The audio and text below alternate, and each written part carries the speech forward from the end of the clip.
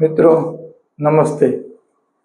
હું ઘણીવાર કહું છું કે આપણા દેશના એવા મહાનુભાવ, એવા મહાપુરુષ, મહાત્માઓ કે આપણા દેશને આઝાદી માટે નાની ઉંમરમાં, કોઈ 18 વર્ષ, કોઈ 17 વર્ષ, કોઈ 20 વર્ષ, કોઈ 25 વર્ષ, કોઈ 26 વર્ષ, કોઈ 30 વર્ષ, એમ નાની ઉંમરે પોતાના જીવની પરવા કર્યા વિના દેશને આઝાદ થાય એના માટે પોતાની જીવની કુરબાની આપી, પોતાનું જાન જોખમમાં મૂકીને પ્રવૃત્તિઓ કરતા હતા ક્રાંતિકારી।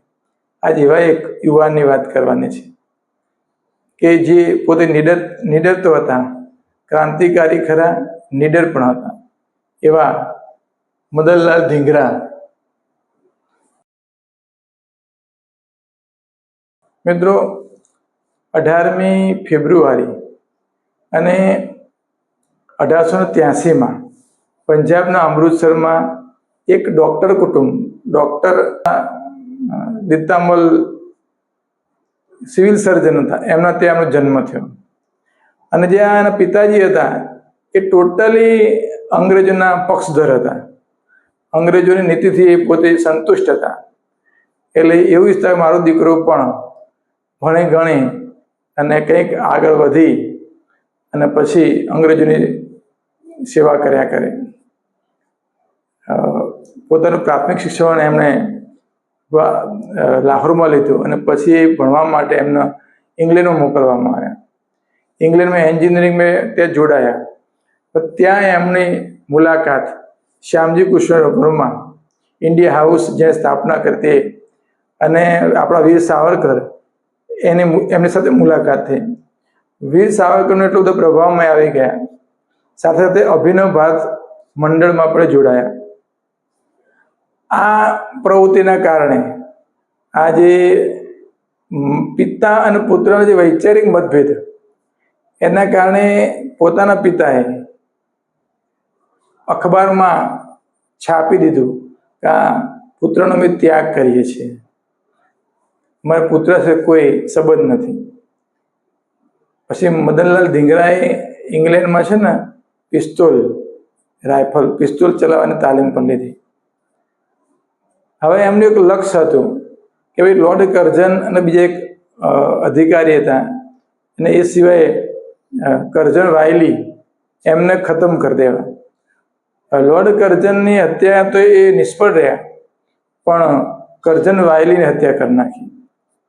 તો કર્ઝન વાયલીની હત્યાના કારણે એમને 17મી ઓગસ્ટ 1909ની અંદર ઇંગ્લેન્ડમાં, લંડનમાં એમને પેન્શનવિલીની અંદર એમને ફાંસીની સજા આપવામાં આવી।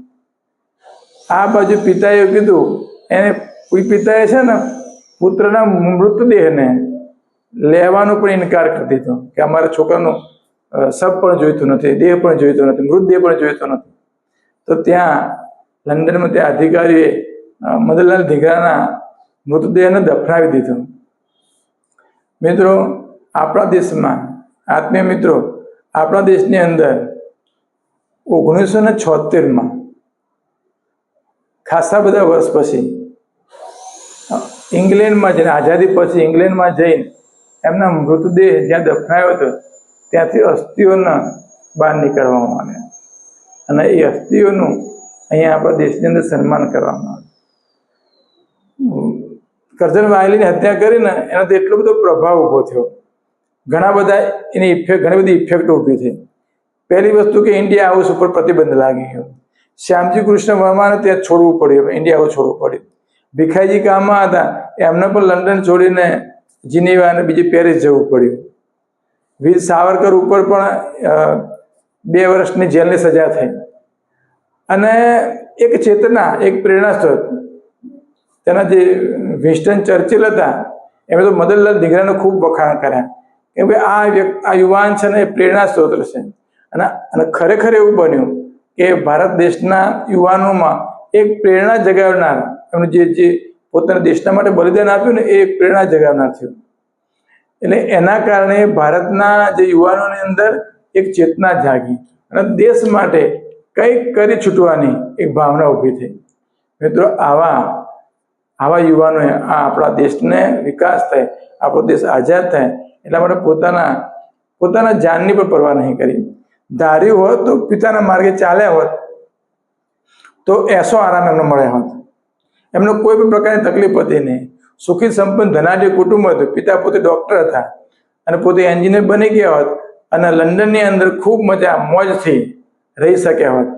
પણ એમણે એવું ન કરતા મારા દેશમાંથી અંગ્રેજો જવા જોઈએ એના માટે એમના પ્રયત્નો હતા.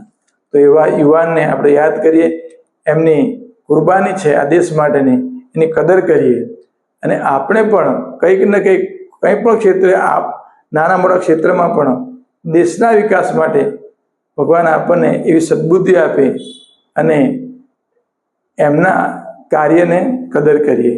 જય હિન્દ, જય ભારત, જય ભગવાન, જય પરમાત્મા, જય આઈએજી.